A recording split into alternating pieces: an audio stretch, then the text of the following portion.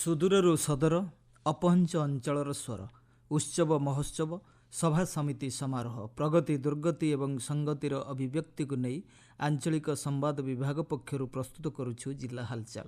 ଆଜି ଜିଲ୍ଲା ହାଲଚାଲରେ ଶୁଣନ୍ତୁ ଅନୁଗୁଳ ଜିଲ୍ଲା ସମ୍ପର୍କରେ ତଥ୍ୟ ଦେଇଛନ୍ତି ସାମ୍ବାଦିକ ସମରେଶ ନାଥ। ଉପସ୍ଥାପନାରେ ମୁଁ ମହେଶ୍ୱର ସାହୁ। ଗୃହ ନିର୍ମାଣ ଓ ନଗର ଉନ୍ନୟନ ମନ୍ତ୍ରୀ ଡକ୍ଟର କୃଷ୍ଣଚନ୍ଦ୍ର ମହାପାତ୍ର ଅନୁଗୁଳ ଗସ୍ତରେ ଆସି ସହରର ବିଭିନ୍ନ ବିକାଶମୂଳକ କାର୍ଯ୍ୟର ସମୀକ୍ଷା କରିବା ସହ ନୂତନ ପ୍ରକଳ୍ପଗୁଡ଼ିକର ଶିଳାନ୍ୟାସ ଓ ଉଦ୍ଘାଟନ କରିଛନ୍ତି। ସେ ଶୈଳଶ୍ରୀ କ୍ଷେତ୍ର ପରିଦର୍ଶନ କରି ମହାପ୍ରଭୁ ଜଗନ୍ନାଥଙ୍କ ଦର୍ଶନ କରିଥିଲେ। ପରେ ଆହାର କେନ୍ଦ୍ର ପରିଦର୍ଶନ କରି ଖାଦ୍ୟର ମାନ ଓ ପରିମଳ ବ୍ୟବସ୍ଥା ଅନୁଧ୍ୟାନ କରିଥିଲେ। ତାମଡ଼ାର 29ତମ ପ୍ରାଧିକରଣ ବୈଠକରେ ଯୋଗଦେଇ ତାମଡ଼ାର ରାଜସ୍ୱ କାର୍ଯ୍ୟକାରିତା ଓ ବିଭିନ୍ନ ସମସ୍ୟା ସହ ମାର୍କେଟ କମ୍ପ୍ଲେକ୍ସ ଏବଂ କଲ୍ୟାଣ ମଣ୍ଡପର ଉନ୍ନତିକରଣ ଉପରେ ଆଲୋଚନା କରିଥିଲେ। ସହରର ଖାଲି ସ୍ଥାନଗୁଡ଼ିକୁ ଉନ୍ନୟନ ଯୋଜନାରେ ସାମିଲ କରିବାକୁ ସେ ଗୁରୁତ୍ୱ ଦେଇଥିଲେ। ମନ୍ତ୍ରୀ ପ୍ରାୟ 5 କୋଟି 4 ଲକ୍ଷ ଟଙ୍କା ବ୍ୟୟରେ 17ଟି ପ୍ରକଳ୍ପର ଶିଳାନ୍ୟାସ ଓ ଉଦ୍ଘାଟନ କରି କହିଥିଲେ, तामड़ार डेवलपमेंट अथॉरिटी जो अच्छी आम पुंखानुपुंख आलोचना कलु। तामड़ार जितकी डेवलपमेंट हवा कथा एरिया जितकी बढ़ी एरिया अनुजाई जहाँ डेवलपमेंट हवा कथा ता हो पारे तेणु तापरे आम बहु गुरुत्वारोप करें।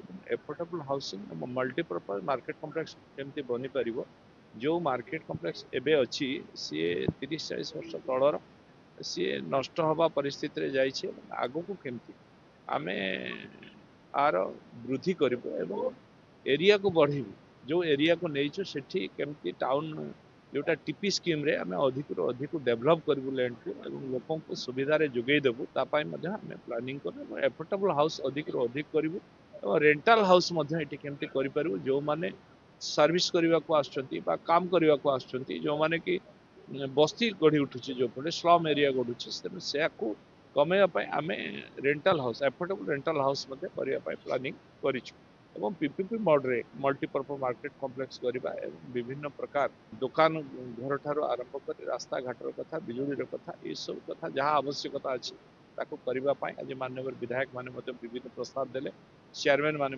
किसी प्रस्ताव देले प्रस्ताव को आज आम पारित करूँ।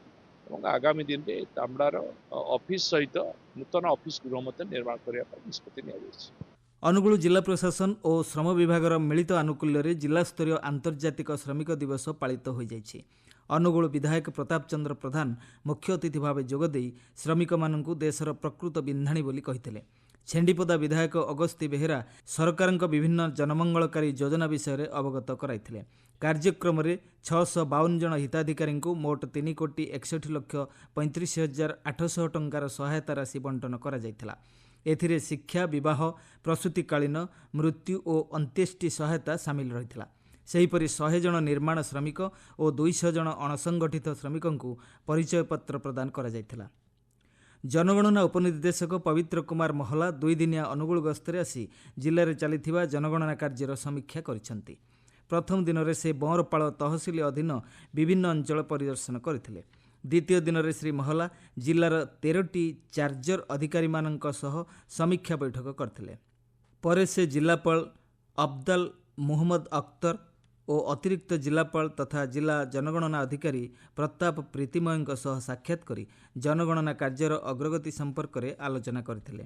ଜିଲ୍ଲା ବିପର୍ଯ୍ୟୟ ପରିଚାଳନା କମିଟି ଓ ଜିଲ୍ଲା ପ୍ରଶାସନର ମିଳିତ ଆନୁକୂଲ୍ୟରେ ଜିଲ୍ଲାସ୍ତରୀୟ ପ୍ରାକୃତିକ ବିପର୍ଯ୍ୟୟ ମୁକାବିଲା ଓ ପରିଚାଳନା ପ୍ରସ୍ତୁତି ବୈଠକ ଅନୁଷ୍ଠିତ ହୋଇଯାଇଛି। ଜିଲ୍ଲାପାଳଙ୍କ ଅଧ୍ୟକ୍ଷତାରେ ଆୟୋଜିତ ବୈଠକରେ ପାଲଲହଡ଼ା ବିଧାୟକ ଅଶୋକ ମହାନ୍ତି, ଛେଣ୍ଡିପଦା ବିଧାୟକ ଅଗସ୍ତି ବେହେରା, ଆଠମଲ୍ଲିକ ବିଧାୟକ ନଳିନୀକାନ୍ତ ପ୍ରଧାନଙ୍କ ସମେତ ବିଭିନ୍ନ ଜନପ୍ରତିନିଧି ଓ ଅଧିକାରୀ ଯୋଗ ଦେଇଥିଲେ।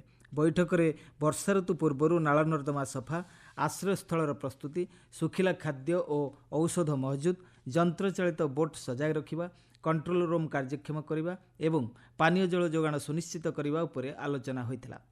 ଜିଲ୍ଲା ରେଡ୍କ୍ରସ ଶାଖା ଆନୁକୂଲ୍ୟରେ ଜିଲ୍ଲାପାଳଙ୍କ କାର୍ଯ୍ୟାଳୟ ପରିସରରେ ବିଶ୍ୱ ରେଡ୍କ୍ରସ ଦିବସ 2026 ପାଳିତ ହୋଇଯାଇଛି। କାର୍ଯ୍ୟକ୍ରମରେ ସେବା ଓ ମାନବିକ କାର୍ଯ୍ୟରେ ଉଲ୍ଲେଖନୀୟ ଅବଦାନ ପାଇଁ ବିଭିନ୍ନ ଅଧିକାରୀଙ୍କୁ ପ୍ରଶଂସାପତ୍ର ପ୍ରଦାନ କରାଯାଇ ସମ୍ମାନିତ କରାଯାଇଥିଲା। ଜିଲ୍ଲା ହାଲଚାଲ ଆଜି ପାଇଁ ଏତିକି। ଆସନ୍ତାକାଲି ଜିଲ୍ଲା ହାଲଚାଲରେ ଶୁଣିବେ ବାଲେଶ୍ୱର ଜିଲ୍ଲା ସମ୍ପର୍କରେ।